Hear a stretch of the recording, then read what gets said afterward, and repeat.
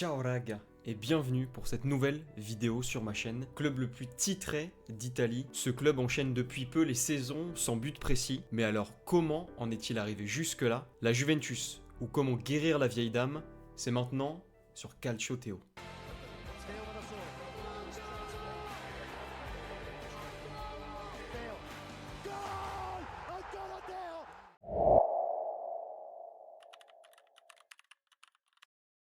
Été 2018.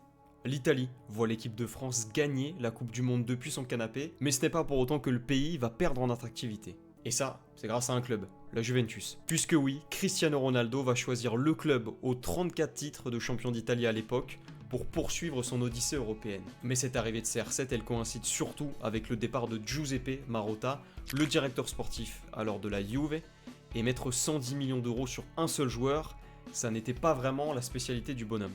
De 2010 à 2018, rares sont les grosses dépenses au club de celui qu'on surnommait Beppe et qui avait commencé sa carrière de recruteur à Varese, ville près de la frontière suisse, à la fin des années 70. Il n'aura besoin que de 300 000 euros par exemple pour aller chercher Andrea Barzagli à Wolfsburg. Patrice Evra viendra lui se relancer à la Juve pour 2 millions d'euros. Pour 9 millions d'euros, il ira chercher Carlos Tevez à Manchester City. Avec moins de 10 millions de budget, il va aller shipper Stefan Lichtsteiner à la Lazio. Il lui faudra un peu plus de 12 millions d'euros pour convaincre le Bayer Leverkusen de laisser partir Arturo Vidal, où il y aura encore besoin de 19 millions d'euros pour ramener Mario Mandzukic de l'Atlético Madrid. Bref, des transferts relativement réussis quand on voit ce qu'ils ont apporté à la Juve durant leur passage au club. Pas la même époque pour certains transferts, certes, mais l'écart en termes de chiffres reste quand même sacrément important. Et surtout, au vu du prix auquel ils ont été achetés, puisque l'ensemble des joueurs que je viens de vous citer ont coûté la moitié du transfert de Cristiano Ronaldo. Mais la grande spécialité de Marotta, ça restait entre guillemets les transferts gratuits pour des joueurs en fin de contrat. Il y a par exemple Kingsley Coman, étincelant avec le Paris Saint-Germain en Youth League, mais qui va signer son premier contrat professionnel à la Juve. Andrea Pirlo, trop vieux pour l'AC Milan et qui viendra briller une dernière fois en Italie du côté de Turin. Sami Khedira qui arrivera gratuitement de Madrid pour jouer 5 saisons ensuite à la Juventus. Fernando Llorente arrivera lui aussi gratuitement d'Espagne, mais grâce au club basque de Bilbao. Le plus connu de cette liste de joueurs à prix très réduit restant évidemment Paul Pogba, qui illustre à la fois le talent et le flair de la direction bianconera pour aller chercher des joueurs à très faible prix juste avant qu'il n'explose. Tout n'était pas parfait, évidemment, et on peut citer quelques échecs à cette stratégie de recrutement à bas coût de Marotta. Lucio, Neto ou Nicolas Anelka font partie de cette liste des joueurs qui n'ont pas réussi leur aventure du côté de la Juve. Mais une chose est sûre, le secret de cette formule exprimait une volonté qui semble aujourd'hui disparue à la Juve. Le joueur devait être avant tout compatible avec le club. Pour qu'il s'intègre vite dans un groupe composé de joueurs italiens formés à la Juve, d'autres joueurs formés en Serie A et de stars du ballon rond en Europe qui viennent donc d'arriver dans le pays de la botte. Ça paraît bête aujourd'hui, mais quand on regarde les derniers mercato de la Juve, cette ligne directrice ne semble plus exister.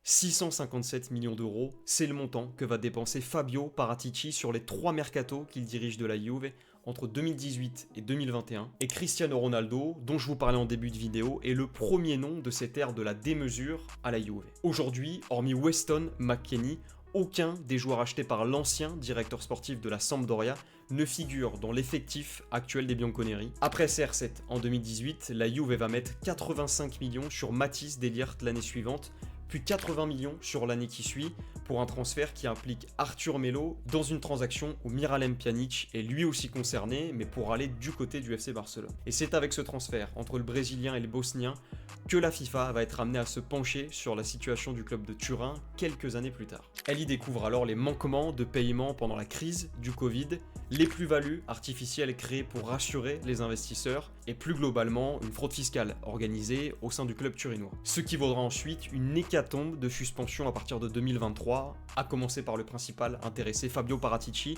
qui va être suspendu 30 mois de toute activité dans le football. Sanction qui s'applique uniquement au football italien dans un premier temps, avant d'être étendue au football européen dans un second temps. Derrière, Andrea Agnelli, alors président de la Juve, prend lui aussi une suspension d'1 an et 8 mois. Pavel Nedved, le vice-président, d'1 an et 2 mois. Et Cesare Gavasio, le directeur juridique, d'1 an et 6 mois. Et ça ne s'arrête pas là pour le club de la vieille dame, puisqu'elle va aussi devoir payer une amende de plus de 156 000 euros et subir un retrait de 15 points pour sa saison de Serie A en cours. Elle sera finalement réduite à 10 points quelques semaines plus tard, mais laissera tout de même cette Juve finir 7ème de Serie A à l'issue de cette saison. La réalité de ces sanctions, c'est qu'elles vont bouleverser l'équilibre d'un club qui financièrement était pourtant assez stable sur la décennie des années 2010. Par exemple, entre l'inauguration du Juventus Stadium en 2011 et 2018, il n'y a pas eu d'augmentation significative du capital au sein du club, mais depuis 2019, la direction de la Juve n'a quasiment jamais cessé de remettre de l'argent chaque année pour que la machine continue de tourner. En 2019, une première augmentation de capital de 175 millions d'euros est faite pour renforcer la structure sportive du club. 7 mois plus tard, une nouvelle augmentation de capital de plus de 292 millions d'euros va être faite pour un plan quinquennal qui doit se tenir entre 2019 et 2024. Ses principaux objectifs sont toujours de soutenir la structure du club et aussi de pouvoir prendre en charge les nouveaux frais de la Juve, notamment avec l'arrivée de joueurs comme Cristiano Ronaldo. Début 2021, une nouvelle augmentation de capital est annoncée par le club bianconero. Elle pourra atteindre jusqu'à 400 millions d'euros avec la participation de grandes banques internationales et elle vise une nouvelle fois à renforcer les capacités financières du club. Et depuis 2023, plusieurs injections ponctuelles de fonds ont été réalisées au sein du club. La dernière en date remonte au mois de mars de cette année avec un peu plus de 15 millions d'euros qui ont été réinjectés pour le licenciement de Thiago Motta. Car oui, le licenciement d'Igor Tudor, de Thiago Motta et de leur staff va coûter plus de 26 millions d'euros à la Juve jusqu'en 2027, date à laquelle le contrat des deux entraîneurs s'arrête.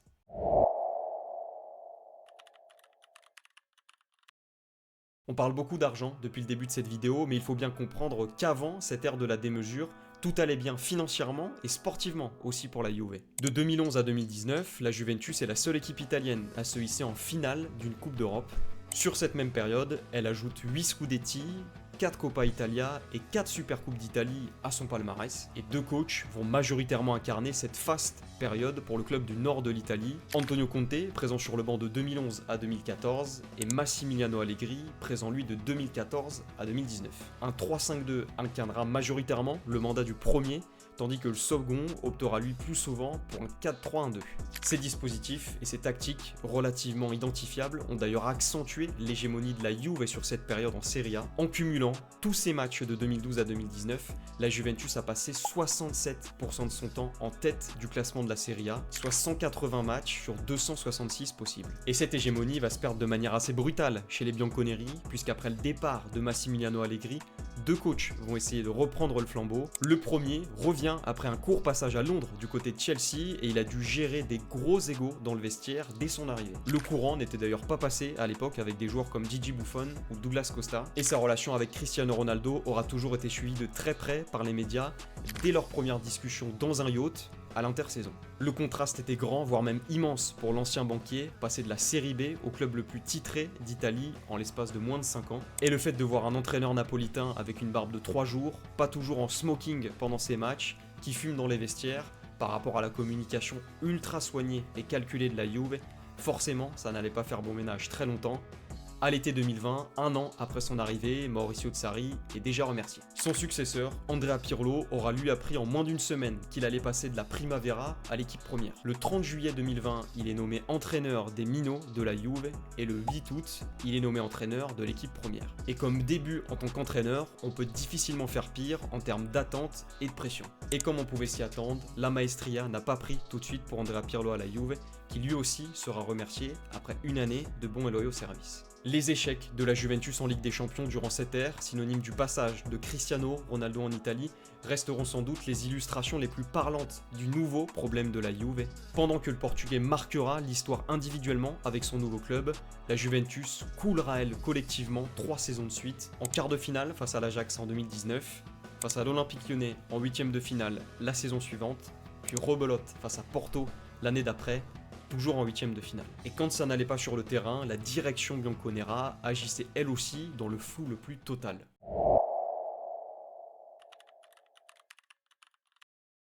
Les 3 derniers entraîneurs de la Juve ont un point commun, et il est assez dramatique pour un club de ce standing. Ils n'ont jamais pu effectuer une saison complète sur le banc bianconero. Quand Thiago Motta arrive à l'été 2024, après une belle saison du côté de Bologne, il sera finalement remercié 8 mois plus tard, en mars 2025. Quand Igor Tudor débarque pour le remplacer, il termine donc cette saison 2024-2025 déjà bien entamée, et va aussi disputer la Coupe du Monde des clubs, avec la Juve. Le tout en apprenant quelques semaines avant qu'il allait rester l'entraîneur de la Juve pour la saison prochaine, Car oui, quand Igor Tudor arrive à la Juve, il ne sait même pas s'il va disputer une fin de saison ou plusieurs années avec ce club. Et pour cet exercice 2025-2026, le Croate ne sera finalement resté que 8 journées sur le banc. Pour l'anecdote, un coach qui ne survit pas à un mois d'octobre du côté de la Juventus, ça n'était plus arrivé depuis 1970. Luis Carniglia avait alors été démis de ses fonctions pour être remplacé par un certain Ercole Rabiti. Et cette saison-là, la Juventus, emmenée par le Sicilien Pietro Anastasi, l'un des 10 meilleurs buteurs de la Juventus, avec 130 réalisations,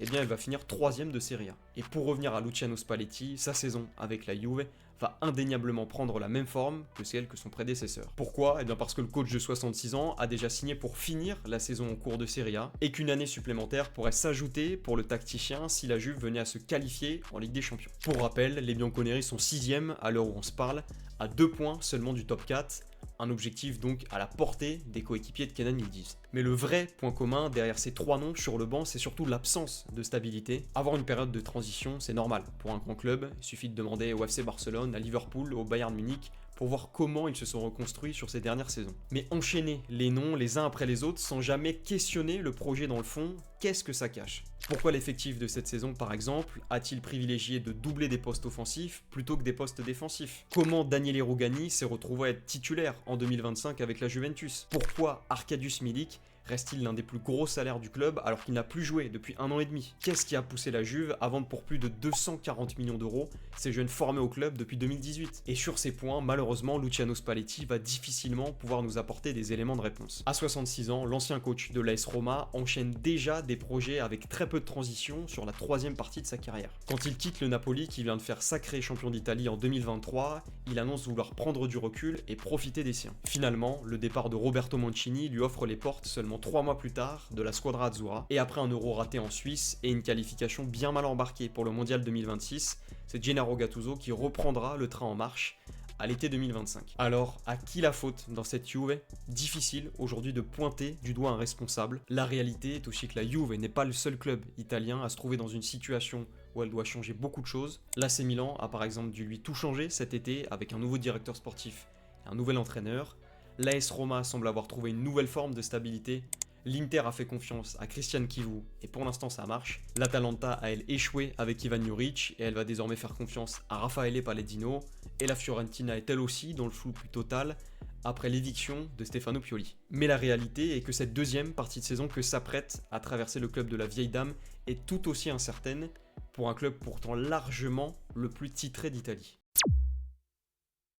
C'est la fin de cette nouvelle vidéo, merci de l'avoir suivi. N'hésitez pas à me dire dans les commentaires comment vous voyez la suite désormais pour cette Juve. On va se retrouver ici sur YouTube dans 1 mois pour un nouveau long format. Mais Calcio Théo c'est aussi en format vertical avec des débriefs complets après chaque match de la Nationale et chaque journée de la Serie A. C'est donc là-bas que je vous y attends pour la prochaine journée de Calcio. D'ici là, n'oubliez pas, suivre la Serie A c'est bien, mais le faire avec Calcio Théo, c'est mieux. Ciao.